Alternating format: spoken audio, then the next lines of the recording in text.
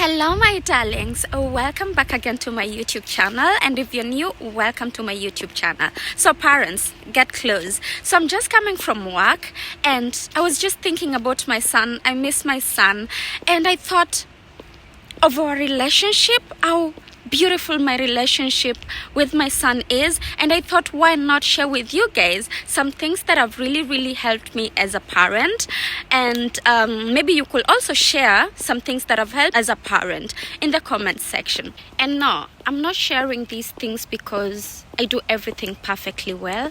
No, I always say, as a parent, as your child grows, you also grow.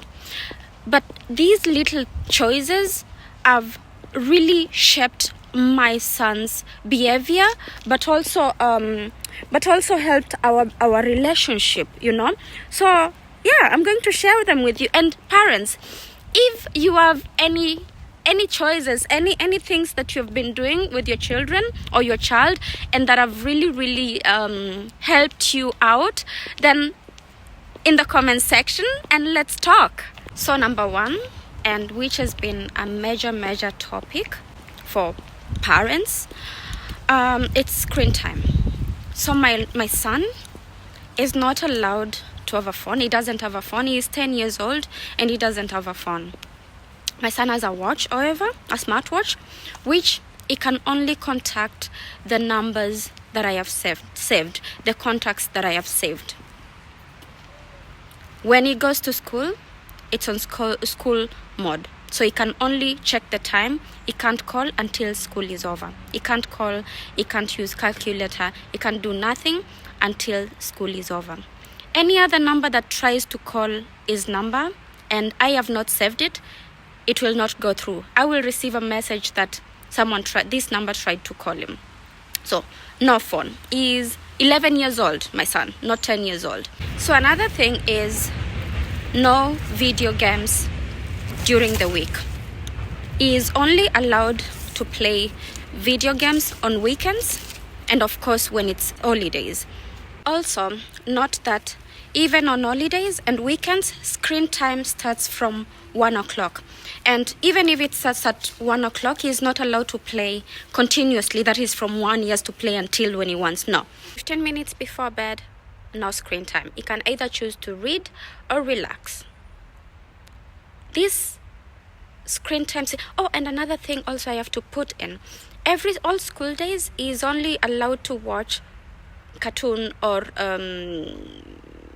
whatever he wants. Not whatever he wants, but he is allowed on screen time except for playing games for 1 hour on school days. That is after school, after I know that he has done all his homework and all that, he is allowed to watch for 1 hour. Sometimes I feel like I'm a little bit too strict, but this has helped him wake up more rejuvenated. He wakes up more, is even more focused. And to be honest with you guys, this is something that I started when he was very young. My mom told me, do not let this child to always be on the screen because it will affect him later. And I thank so much my mom for that, because honestly, even on weekends, I literally do not have to fight with my son on why are you on your phone or nothing. He knows he's not allowed to have any screen time before 1 o'clock, and he doesn't even ask for it. So this is something that has really shaped him and really helped him to be disciplined when it comes to screen time. He reads more, he plays. When you ask my son, what would you like or what do you like doing during the weekend or when you're free, the first thing won't be playing video games with my friends or watching. The first thing will be going out to play with my friends and all that. And this makes me so proud. But also I have to also put it out there that this is something, like I said, I started when my son was very young, so we do not have to fight about it because he's already used to that. It's like a routine that he's already used to. Another topic that is a little bit for parents, it's school and grades. I do not punish my son because of grades. I do not I'm not angry at my son. Of course I am disappointed, but I'm not angry at my son for not getting a good grade, I do not put it out there that I am not proud of you. No, never. Whichever grade my child gets, I sit down with him, I talk with him in a calm way, and I let him also express himself. And this has also helped him in a way that some kids hide their grades. They don't show their parents their grades. My son never hides his grades, no matter what he gets. Not only grades, I have to put it out there and brag a little bit. My son does not hide anything. Even if he does something very bad, he will come and tell me, Mama, I have to tell you something. I know you're going to be angry, but I'm going to tell you. Okay, Mama? And that already always softens my heart. But back to grades. I do not punish overly my son for a bad grade. However, for every subject, there's a grade he can't go below. And if he goes below that grade, then no screen time for a whole week. I don't think that's a strict punishment, but I think that helps him to take accountability and also to take pride in what he does. But anyway, is that even a punishment, or is just a reminder to take accountability? I think it's a reminder to take accountability, right? Anyway, that's what I always do. And when it goes below, for example, English is not allowed to go below a 2. And if it goes below a 2, there's some subjects it can't just go below a certain grade. He doesn't even argue. He doesn't even ask. He knows he's not allowed to watch screen for 1 week. Parents, let me know, when it comes to grades, what do you do? Do you have something that you always do when your child goes below a grade that you've put for him, or what do you do? Let me know. Also, when my son passes, I also always do something good for him. I remind my son every single day, whether he fails in a subject or passes even by a single point.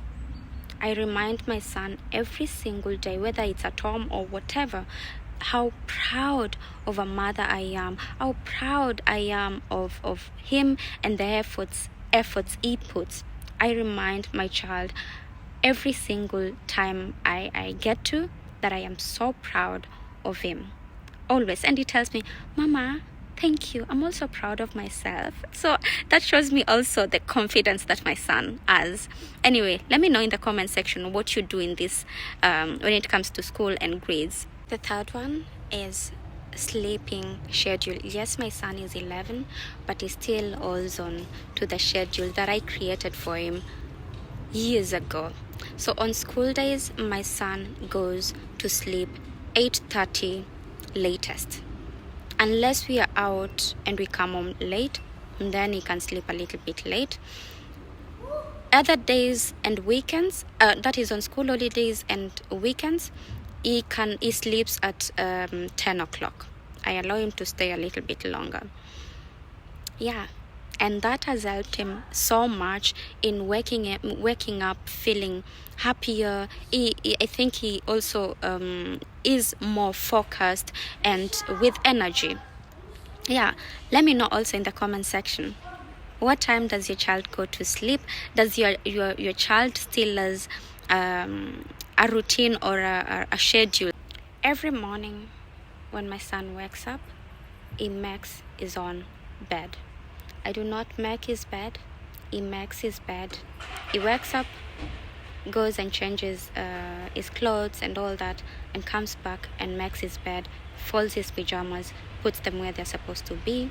On weekends, he removes all his beddings, puts them in dirty laundry, and removes his towels, because we change every week a new beddings, a new towels. Since we are on bedtime stories, every single night when we are together, of course, which is 98% of the time, 99% of the time, before bed, we sit down, we talk about how our day was, and we also say if we did something that isn't good to each other, or in general we forgive ourselves, we forgive each other. I never force my son to apologize.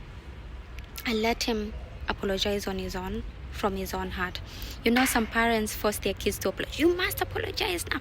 No, I let my child apologize on his own timing. After saying how our day was and our apologies, then we pray. And after we pray,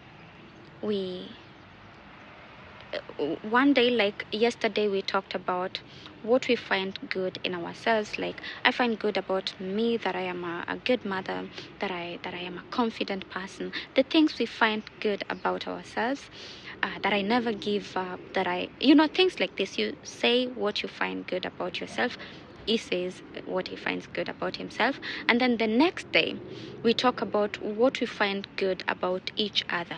Like, I can say, my son, I find good about you that you're a confident person, and this is what makes me know that you're a confident person. I find great about you that you love God and you love to pray and you're a kind person. Things like this. We talk about what we really find good about the other person. And I honestly believe that this is one of the things that has boosted my son's confidence so much. My son is such a confident young boy. You can never tell. My son is so confident and he's always happy. My son he really understands his emotions and deals with his emotions very well. I am so proud of him. Sometimes he's even better than me when it comes to handling his emotions. I remember one time I was really pissed off, and then he told me, Mama, I think we should both sit down on ourselves, by ourselves, and once we are calm, we come and sit down again and talk. What do you think, Mama? And at that time, I just looked at myself and I said, sometimes we get pissed off and we want to get all of the emotions we have right there and then. And I just looked at my son and told him, yeah, baby, you're right. Okay? And that was it. My son is so respectful, and I always say there's nothing as good as hearing from other parents tell you how good your child is, how respectful your child is, how confident your child is, how loving, even teachers. And this I get to hear, and then I know I'm not perfect, but I'm a good mother. And I'm such a proud mother. I'm really so proud. Anyway, parents, let me know what you do. Do you have a routine before bed with your children? Do you read Bible, pray, or read a book for them? What do you do? Let me know in the comment section. And parents, before I continue, if nobody has told you today, I am so proud of you, and you're doing an incredible job. Be proud of yourself. Pat yourself on the back and know that you've got this. Okay? From a parent to another parent. This other point, my best friend tells me that I'm an overprotective parent, but I don't think so. My child is not allowed. Let's say my son is playing outside with other kids and they decide maybe to go to another child's house. My child is not allowed to visit any house or to go into any house without informing me, even if it's people that we know. He is not allowed to go anywhere in any house without informing me. Even if, I repeat again, they're people that we know, he has to inform me first. Likewise, my son is not allowed to take anything and eat from even people that I know without informing me. With an exclusion, is it called or pronounced that way, of my best friend and my brothers, then. But any other person, even if I know them, even if our kids play outside together, my son is not allowed to go to their home without informing me first. Also, sleepovers, they're only at people where we both trust and he feels completely comfortable, and there are not many. So yeah, how do you deal with sleepovers? I know there's some parents who are even stricter than me when it comes to sleepover. I know there's some parents who don't even allow their kids at all to go for sleepovers. But for me, he goes, but only at places where we both trust. I know the parents. I think this is not being overprotective. I think this is teaching him communication, boundaries, and respect. Yeah, what do you guys think? And like I said, I know there are parents who are even more stricter than me, whose children don't even go for sleepovers. This is another topic, and this is the last point, by the way, that especially parents of toddlers, they mostly do, but I did differently. You see, some parents, when they have toddlers, they hide sweets, they hide cookies, because they think when they leave them on the open, the children will eat. I never did that for to my son, ever. Since my child was young, I always put everything where it's supposed to be, on the table, wherever. I never put on top because I thought my child will go and take it. Never. I always left it openly, and I taught him he cannot take that thing until he communicates with me. Everything was in the open, because honestly, trust isn't taught by hiding, but by teaching our children, you know what, I'm not going to hide it because I think you're going to do A, B, C, D. No. I'm not going to deny you this because I think you're going to do A, B, C, D. No.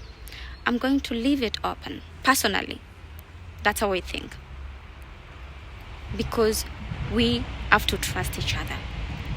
And I know they are children, toddlers, so, but for me, that's how I did it, and it has worked until now. My child is 11.